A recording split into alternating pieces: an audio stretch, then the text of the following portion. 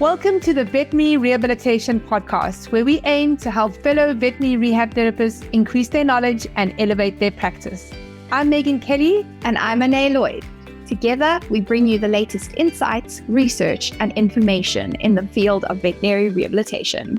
This podcast is brought to you by Onlinepethealth, a leading continuing education membership for veterinary rehabilitation therapists. With Onlinepethealth, you will have access to a wide range of online resources to help you stay up to date with the latest techniques, advances, and trends in the industry. Our podcast features in-depth conversations with leading experts in veterinary rehabilitation.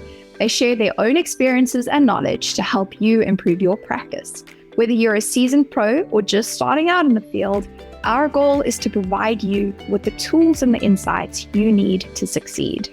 So join us as we explore the exciting world of veterinary rehabilitation and help you take your practice to the next level. Hey Vetrehabbers, welcome to part 2 of our conversation with Ané and Ceola on building confidence as a veterinary rehabilitation therapist. Now, if you haven't listened to part 1 yet, it's episode 420, so go and listen to that first. In that episode, Ceola shared her own confidence journey and the early lessons that helped shape her career. In the second part, the conversation continues with even more practical advice, real-life experiences, and strategies you can apply in your own practice. So whether you're a new grad or have been working in rehabilitation for years, you'll come away with ideas to help you grow in confidence and enjoy your work even more. So this was a marathon conversation, but every minute is packed with valuable insights. Before we jump in, I also wanted to let you know that the registration for the 2026 Vetrehab Summit, our annual online Vetrehab conference, is now open. This year's theme is the brain, and we'll be exploring how the brain influences movement, pain, recovery, learning, and performance. It's happening on the 14th of November, and it's going to be an incredible event with world-class speakers sharing the latest evidence and practical takeaways you can take to use in daily practice. So head over to vetrehabsummit.com to register. If you're an Onlinepethealth member, you get free VIP access to the event. Quick word from our sponsors: support, prevent, and rehabilitate. That's the Paw Prosper way. We've built a portfolio of industry-leading brands like Walking Pets, Help 'em Up, Respond Animal Therapeutics, Fit Paws, and Blue Nine to give your patients the gold standard in care. And we have some big news. Paw Prosper is officially the new home of the Canine Rehabilitation Institute and Onlinepethealth. We're bringing the best products and the best online education together under one roof to help you and your patients thrive. As a special hello to the Onlinepethealth community, we're offering a one-time gift with your next order when you sign up today. So you can head over to pawprosper.com/OPH and join the movement in pet rehabilitation. All right, I hope you enjoy part 2.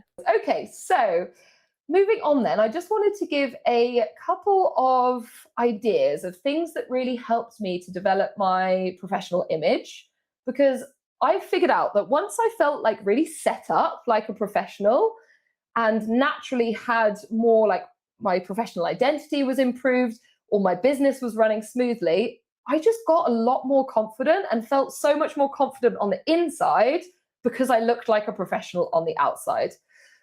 But I do think it's important that we realize there are some things that are very common that hold a lot of us back here. For me, a big one was perfectionism. I know that this held me back for quite a long time. I actually think that I sat on my pretty much finished website, for probably it was months. It was months, and I was like playing around with the layout still, and I should have launched it way before, because actually you don't know what opportunities could have arisen in that time that you haven't launched it. And actually what really helped me was realizing that releasing something that's still of a very good standard releasing that now is far better than waiting for months and releasing something perfect, even though it's never going to feel perfect, because you don't know all the opportunities that actually could have arisen in that time. So yeah, I think if you know that you kind of experience this a little bit, I think that would be a really good one for you to consider there. And the other thing which we have touched on is the comparison piece as well. And I think when it does come to external image, we do, again, spend quite a lot of time maybe comparing ourselves to other people rather than like putting that time into developing ourselves and our own. And then the final piece, which often I hear people talk about, is the overwhelm of like, there's so much I could do in my business and to make myself look like a professional. Where do I even start? Like, there's so many things to do. And And that's why I love this this approach. If anyone's interested, there's author Gary Keller wrote a book called The One Thing. Oh my gosh, Ané, if you haven't read it, it's fantastic. But it kind of boils down to like figuring out what your true end goal is, like what you actually want for your business, and working backwards. And he believes that there is always one small, like one task. If you focused on one specific task right now, that is the one that would move the needle the most for your business. Like there will be something that will push your business forward the most. It's just figuring out what that is. So that personally has helped me a lot when I've got loads to do and loads of ways I could develop my business. Is I try and think like, out of all of these, which is the one that actually would produce the best effects overall. I don't know, have you come across that, Ané? That is huge. I haven't read that book, but that So is what good. I would have said as well, is if you're feeling overwhelmed, just pick the one thing. The problem is that when we're stuck in like a perfectionism loop and a comparison loop and an overwhelm loop, it's really hard to identify what that one thing is, because everything feels really important and really big. And so you mentioned the link to the end goal. Like, where is it that you want to end up? When we re-look at that and refocus on where it is we're trying to go, then the one thing does become clear, right? It's when we're stuck in the process that we can't see it. Look, take a step back, look at where you are trying to go. What is Yeah. the first goal you want to achieve? And then what is the one thing that's going to get you there? I think I want to talk more about perfectionism, because for sure that's a huge thing for all of us, right? And I think it can be really hard to let go if you're unsure about, is this good enough? Is this thing good enough? That's such a hard concept, right? Like, if we can't have perfect, can we have good enough? And what does that look like? And that's a big thing for me, is trying to put things out that are good enough instead of perfect, because I'm not a robot. So perfect is ridiculous. I just want to have things that are going to be good enough. They're going to improve everyone's lives. They're going to make a difference. They're going to achieve the goal. So I think it's good to have some checks in place, because again, when we're stuck in the spiral, we can't see whether something works or doesn't work. So what helps me is actually getting feedback. So instead of relying on my own opinion and my own thoughts, I'll ask someone that I trust to review it. And it shouldn't just be someone that I trust. It should be someone that gets stuck on details, right? So for example, my husband will see every single grammar error to the point where it drives me insane. But if he's checked something, I'm like, it is good enough. Okay. Like, he would have picked up all the things that I missed. From a layout perspective, he's terrible. He wouldn't see, designed things that don't flow or don't feel right.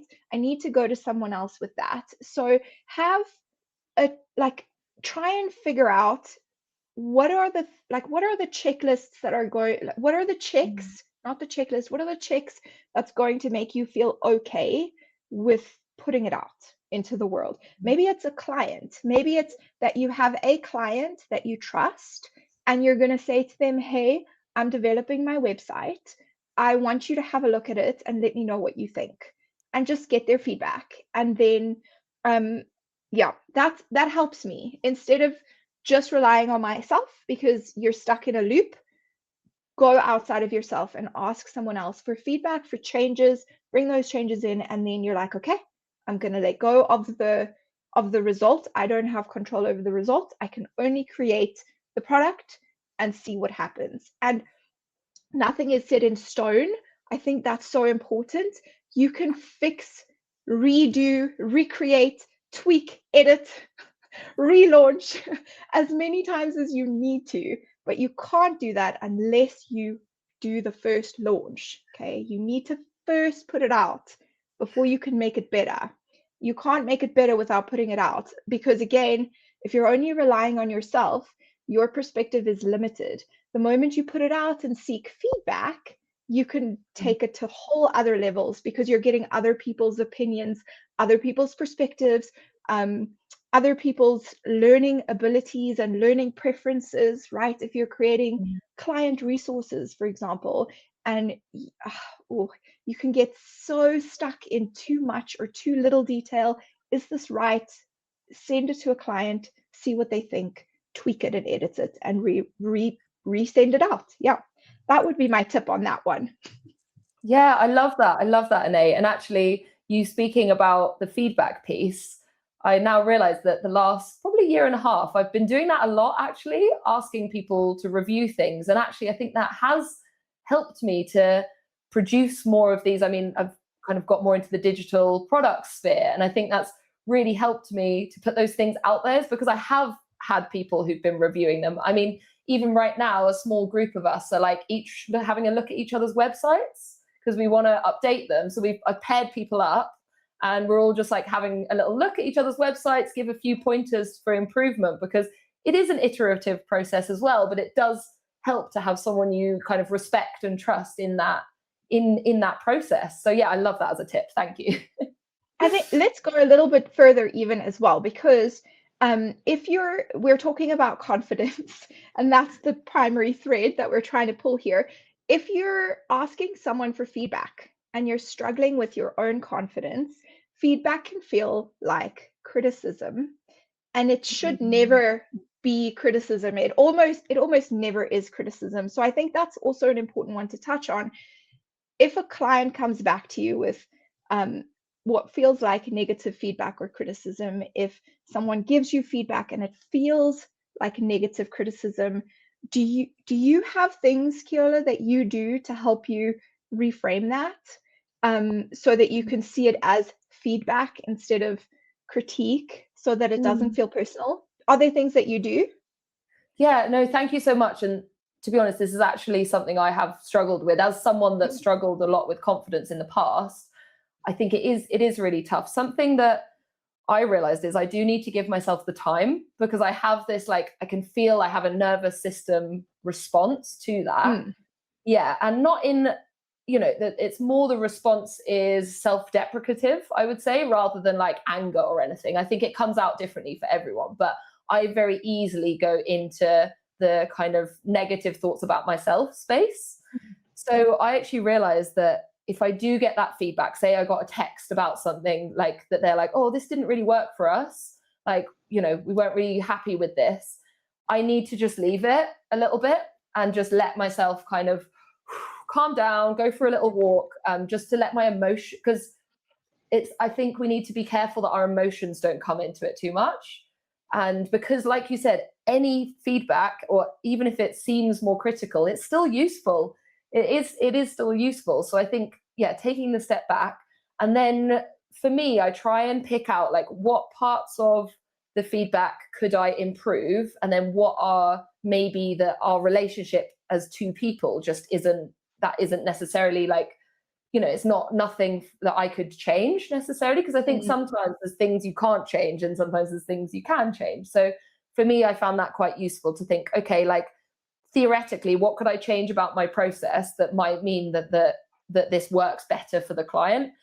And then I would also, though, take a step back and think, okay, so I could change all of that, but like, does that actually improve my overall business and overall, like, does that help my other clients? Because also I do think you need to be a bit careful. We want to gather feedback from our clients and improve, but just because someone said that one part of your process doesn't really work for them doesn't mean that that's going to work in the new way for everyone else. Because I've had a few situations like that where I'm like, look, I would, if I was just doing this for you, I would love to be able to do that. But unfortunately, it's not going to work for any of my other clients. So I'm really sorry, but like, I won't be able to accommodate that. But what I can do is X, Y, Z. So if you can't kind of help in that aspect, I guess, or change something, it's like, what else could you do? So yeah, I think that's some of the things that I would say. But the biggest piece for me was like the mindset shift of, it's not a fault, it's not a bad reflection on me as a person. It's something that actually I now have an opportunity to make even better for my patients, even though it felt quite uncomfortable at the time. It's now going to improve this going forward. Yeah, that's it. That's the one. I couldn't have said any of that better myself. I think take the time. I have a rule. If someone gives me negative feedback about something or someone comments something, says something, it doesn't matter what it is. If I have a negative response to it, I am not allowed to reply for 24 hours. It is not an I love option. that. Just leave it. Leave it for I love 24 that. hours, then you can come back to it, and then you can be a reasonable human being and not take it personally, because it is never personal. It's actually like never about you, actually. Yeah. Yeah. Yeah, So definitely. thank No, and you. thank you for delving into that more, because I know that's a really tricky one, especially for Mm. people struggling with confidence, those in their first few years. I think that's a really powerful, I guess, lesson to kind of develop quite early on, because Mm. it does happen. It does happen. I also really love that you highlighted, like, don't always pivot and change things, especially immediately, right? So even if you can see a way to make it better or a way to improve it or whatever it is that the problem is, don't pivot your business or your practice immediately. Take time to think about how that's going to impact you.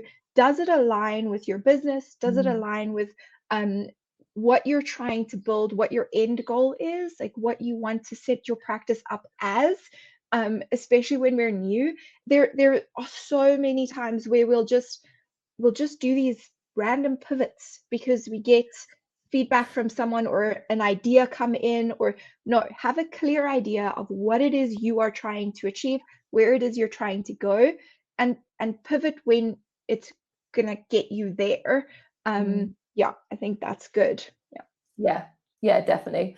So I think that was fantastic. We really delved into some things which might be holding people back from Mm. maybe developing their external image, etc. So I'd love to share just 4 kind of aspects that I integrated in my business with regards to my external image that really helped me to feel like a professional. So the first thing was branded clothing. I just feel like if we look the part, we feel the part a bit more. But I do know that, a lot of new grads maybe don't have all the finances to set up, etc. I actually just got one polo shirt and one gilet when I first graduated. And to be honest, I think that's all I had for a good year. And it was fine. So I do think you could just get something. And personally, for me, it just made me actually feel like the physio that I was when I was wearing my branded clothing, which helps my confidence. The next one then is quite a big topic in itself, but I'm going to keep it short for the sake of time, is a website. So once I actually had a professional website that I was quite proud of, I felt like a real professional running a business, which helped me to feel super confident when I got new client inquiries and when I talked about my business. However, of course, you don't have to have a website set up straight away.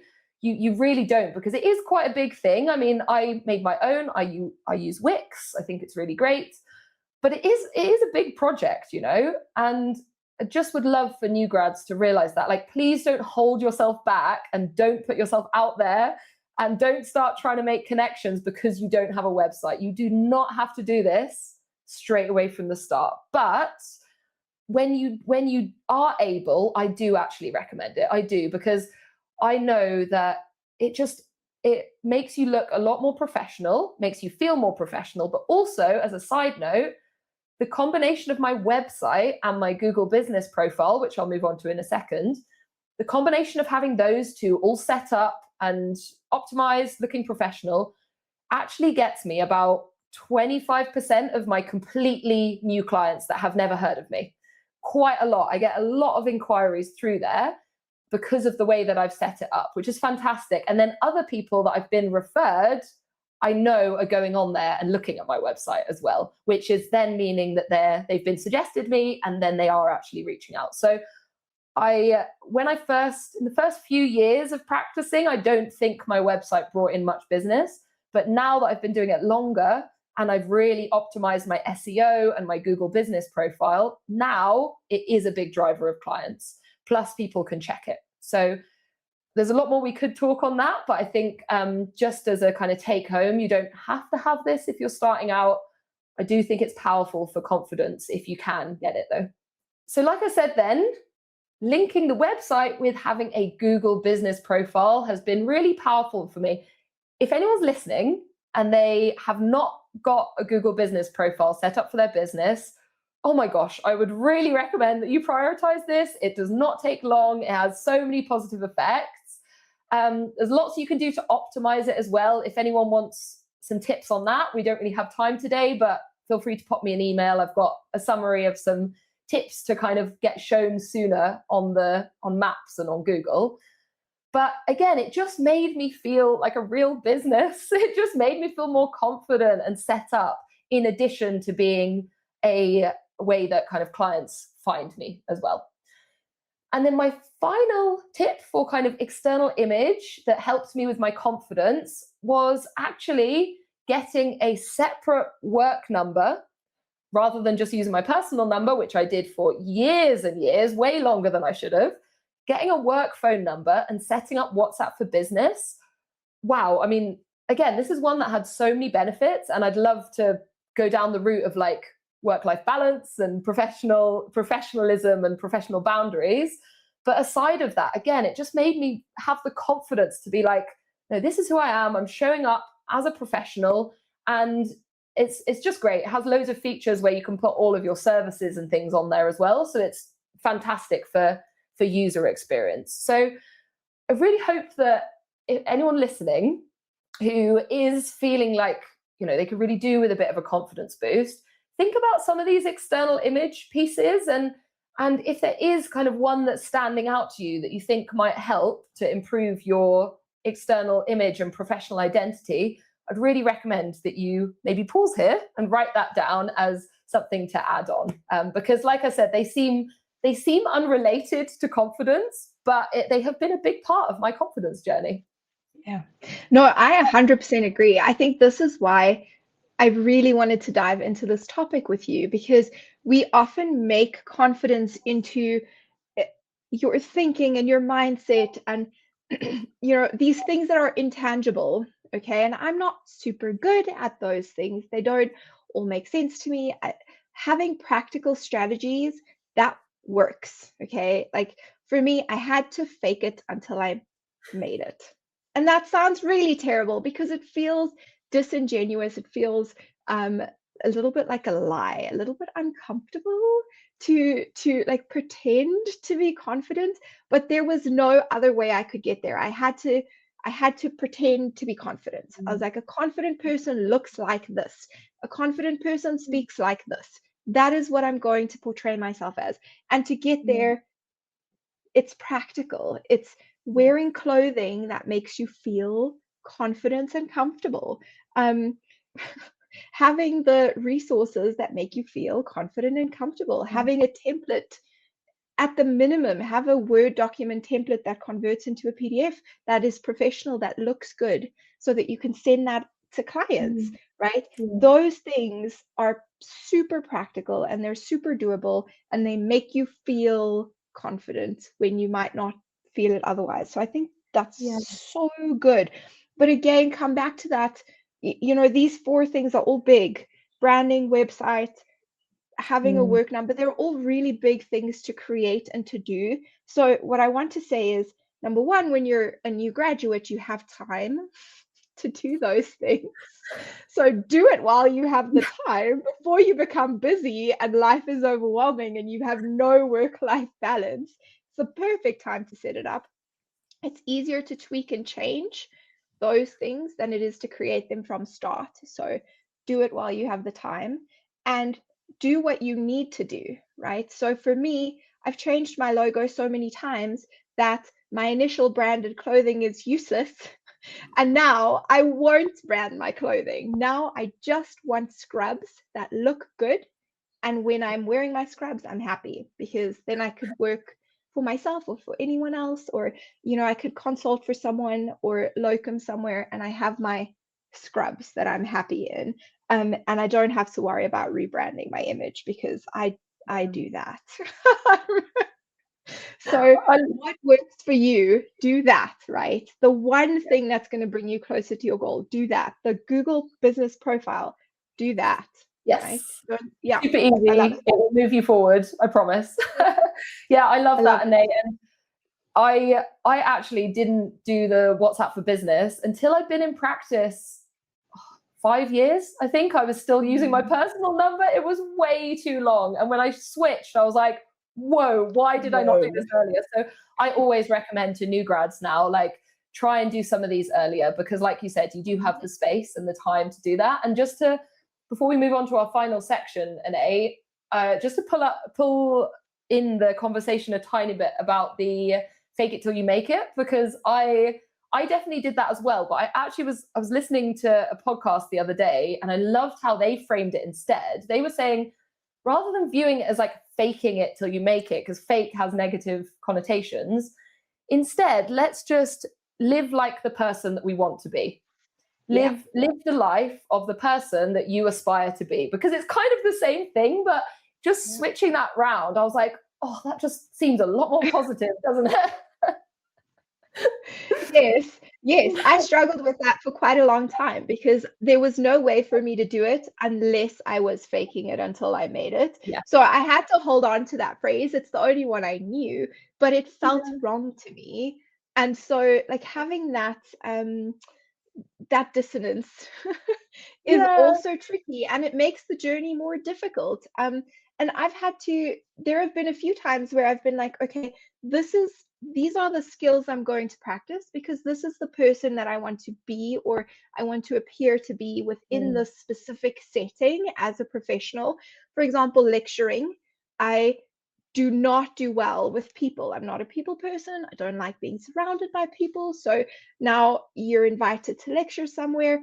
It's a whole networking thing. You're surrounded by people for days on end.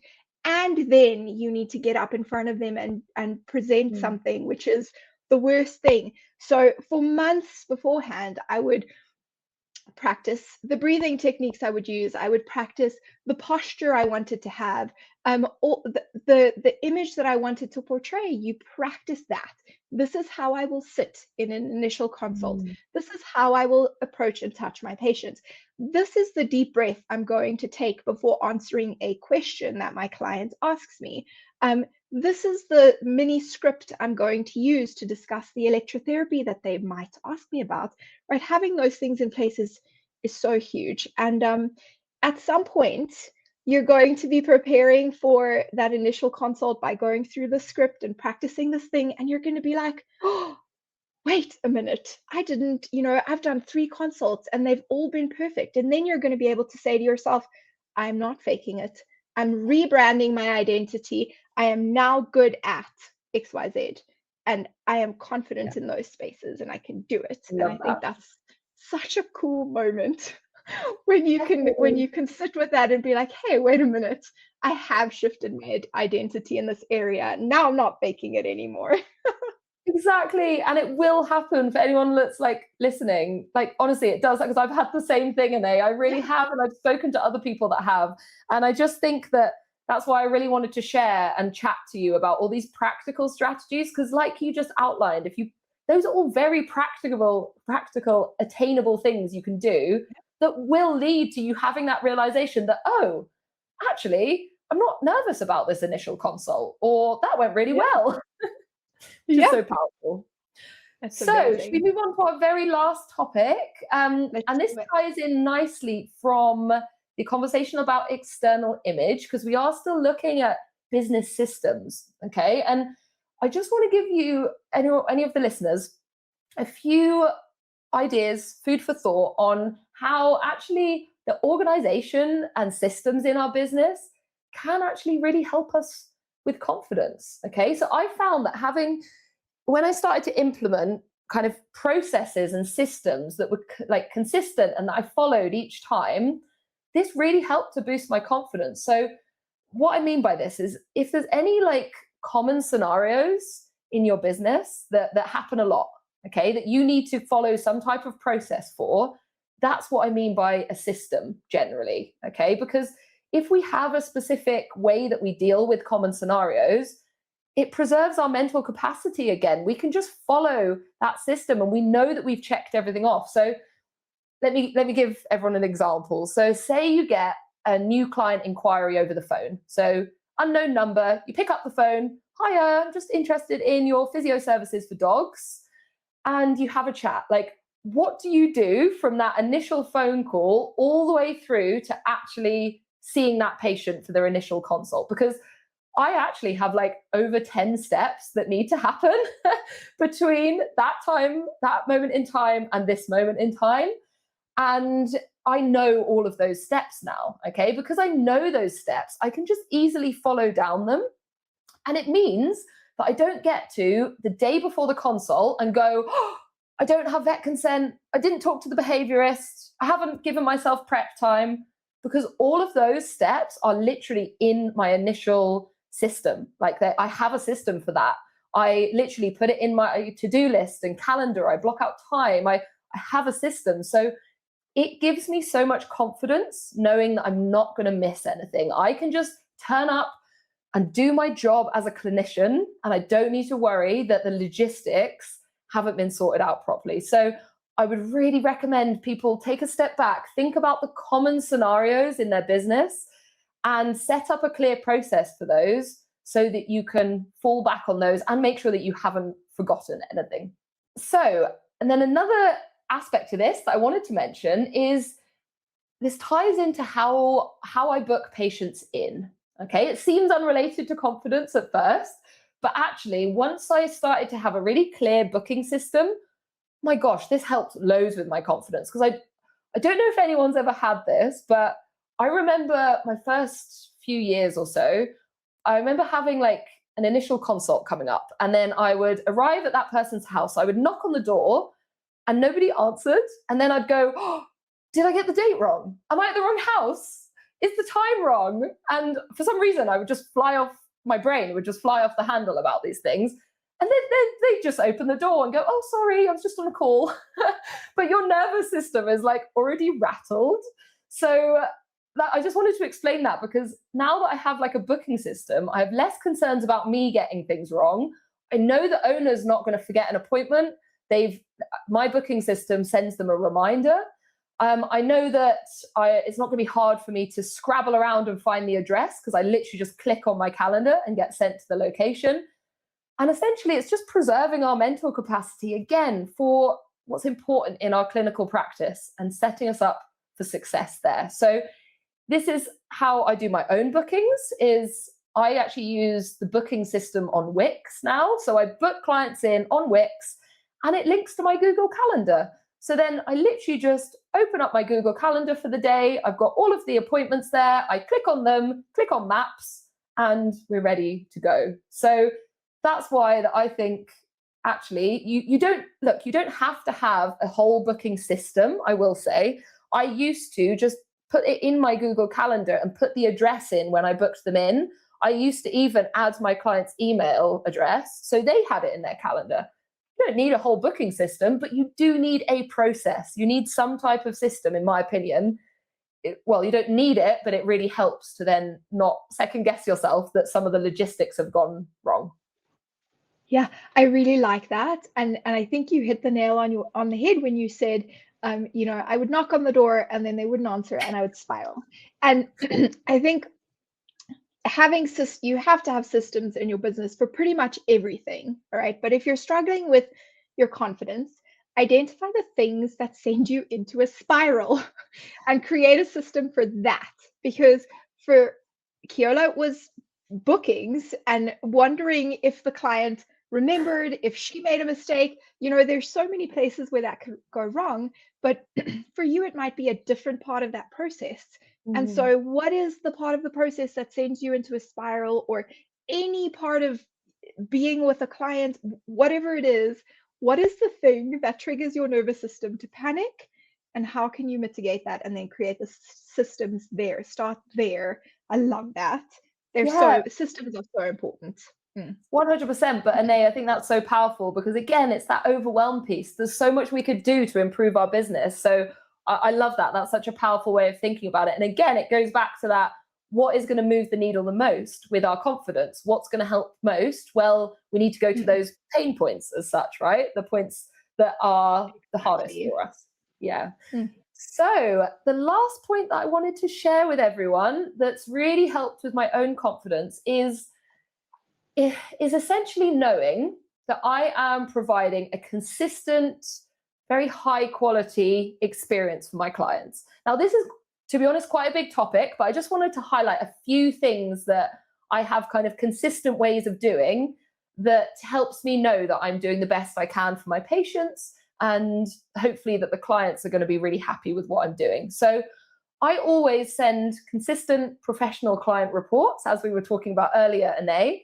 And like I said, I consistently send them after every session. So that's kind of a system that I follow. I always send those. I always send vet reports and reports to other professionals. I'll send update reports to vets. And I do have a bit of a consistent system that I follow with that. And because I know that I do that and I keep the vets involved, etc., and I set reminders for myself to get in touch with them because otherwise I'll forget, I know that I'm providing that high quality. It gives me confidence that I am providing that high quality.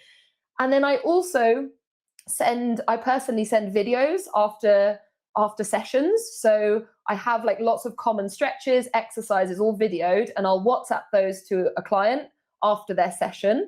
And that's one of my tick boxes of like, after the session, I need to write up the report, send the report, talk to any other professionals, send my exercise videos. Sometimes I'll video them doing something or me doing something in the session. I'll send those as well. And then also I will actually put in reminders to check up on patients if it's a case where I need to. Maybe there's financial constraints and they actually can't see me for a few weeks. I will put reminders in. So I kind of go through that checkbox in my head of all the things I do after the appointment that give me confidence in the fact that I am a professional. I am providing a high quality of care, which makes me just feel a lot more happy, I think, with what I'm doing with these patients. Yeah, I like that. I think it can be, we can have this like vague picture in our mind of, I need to be a professional, but what does that look like? What does that feel like? What is that perceived as by the vets that I'm working with and the clients that I'm working with? If they were to describe me as professional, what would they describe me as, right? And then those things that you identify, those are the things you need to prioritize. And I think that helps keep us on track and working towards that end goal again of who we want to be and where we want to move our business towards. Identify the things that are important to you that make you feel, if I'm doing this, I'm a professional, right? Yeah. That's an interesting one to play with as well, because then we're attaching our value as a professional to specific outcomes or specific tasks or specific things, which might not be great, might not be good, but it does give us a very practical step to take to achieve that feeling, to help us feel and appear that specific way, right? So I think, yeah. Definitely. And because like you said, Ané, I mean, a lot of it is quite intangible when you start to talk about emotions and confidence, mindset. And that's something I struggled with a lot as well. And I think that's why I have really honed in and wanted to talk today about, like you said, these very actionable steps that, because of course, professional identity and feeling like a professional is such a, hard to describe topic. But actually there's so much you can do to help you start to feel like that yourself, because no one else can feel that for you. It's you have to come to that realization yourself. But there are things you can do to help with that. Yeah, so I love that. So if anyone was listening to this section about the organizational systems, etc., would really encourage you to set this as an action for yourself, to look at your business. Like Ané said, try and think about any of the points which do actually make your nerves flare up, or you do feel quite a lack of confidence in, and see if there's any systems you could streamline there, which could then really help with that outcome.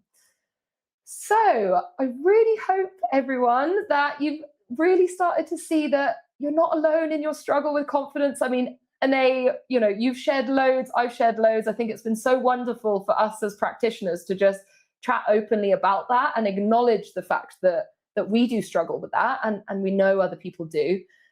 but that it can be improved. I really hope people take that from this session, that it is not a static singularity. Like, we can improve this. And hopefully now you have some ideas of ways you can do this.